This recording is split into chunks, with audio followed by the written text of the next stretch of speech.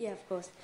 They don't communicate these narrow beliefs through direct insults, as we might expect, but this social persecution comes in the form of humour, which shows how lightly some young people take the discrimination of their peers.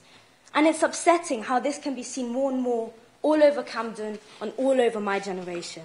For example, I recently heard comments on the C2 bus to school, made by a 12-year-old boy amongst his friends, I'll call him Danny for reference, about how he thinks his Somali neighbours should star in the next Pirates of the Caribbean movie. His exact words. Perhaps he was joking. And I didn't confront him about it. I should have. It's something I regret. But imagine instead of me sitting behind Danny was a young Somali boy. He would hear these comments about his own identity. The result of this? Over time, he'll adapt himself to what my social studies textbook calls a criminal deviation spiral.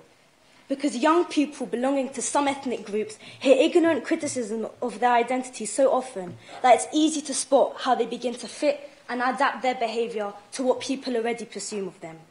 In the long term, it becomes a spiral that they can't escape from.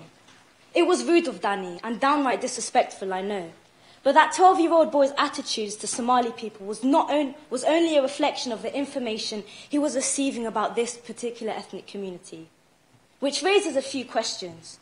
Is the idea of multiculturalism, the beautiful concept of diversity, and the important discussion of difference not addressed enough in schools? What about at home? Is mutual understanding of one another despite differences not taken seriously?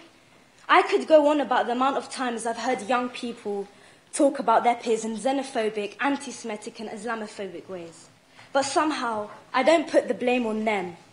Schools, teachers, local youth clubs, media outlets need to do a better job of helping young people eliminate negative stereotypes and prejudices.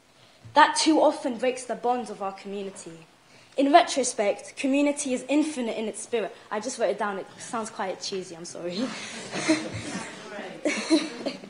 And this should come in the form of talks, sessions, workshops, anything that can help little kids like Danny take a step back and realise the damaging effects that snide comments have on the wider community.